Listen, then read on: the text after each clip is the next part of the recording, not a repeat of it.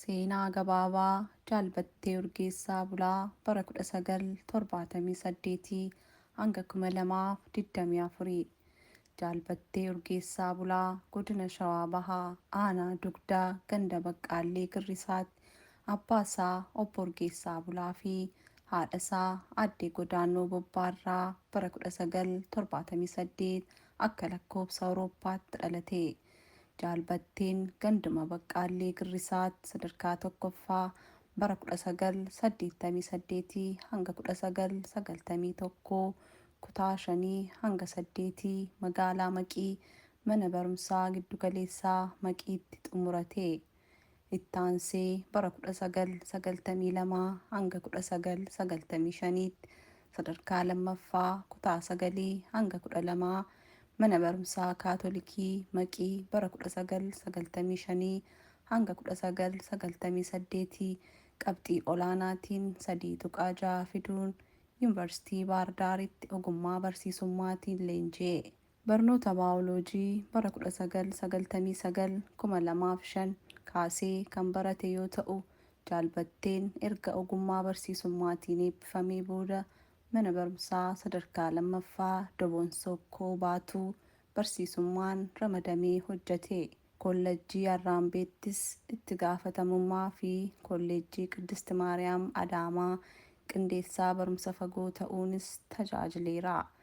Itti fufiinsaan koolleejjii fayyaa Kiyaameed Naqamteetti itti gaafatamummaan osoo hojjetuu fedhii barumsaaf qaburraan kan ka'e ogummaa fayyaatiin qondaala fayyaa yookaan heelzi ofiisarii baratee qabxii olaanaatiin raawwate. Magaalaa Naqamteetti ammoo dabalataan yuunivarsiitii Wallaggaatti digirii jalqabaa ikoonomiksii fi barumsa digirii lammaffaasaa gosa barumsaa agroo ikoonomiksiin Jaalbatteen sababuma sabboonummaa isaatiif bakka hojjete hundatti dhiibbaa isarra gahuuf mataa gadi qabatee jireenya kooti jedhee sodaatu waan hin turreef dhiibbaa keessaa fi alaan isarra gahuuf nama harka kennatu hin turre. Nama cimaa dhimma saba isaarratti sodaa tokko hin qabne waan tureef carraa argame hundatti sadarkaa lammaffaa kaasee qabsoo bilisummaa Oromoo irratti barattoota ijaaraa ture. Yuunivarsiitii Baardaar yeroo turettis barattoota Oromoo qindeessuu keessatti gahee olaanaa gumaachaa turuunsaa seenaan ni yaadata.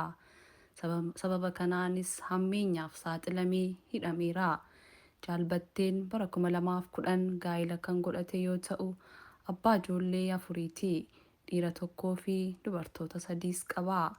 Qabsoo Oromoo keessatti hirmaannaa ho'aa jaarmiyaa ABO keessatti mandheelee ijaaruu irratti qooda boonsaa gumaachaa ture.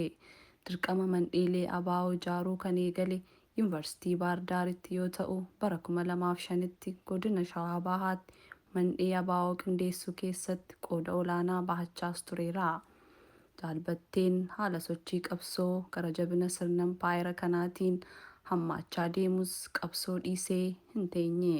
Bara 2010ttis filannoo biyyoolessaa impaayera irratti KFO bakka bu'ee aanaa dugdaatti paarlaamaaf dorgomee ture.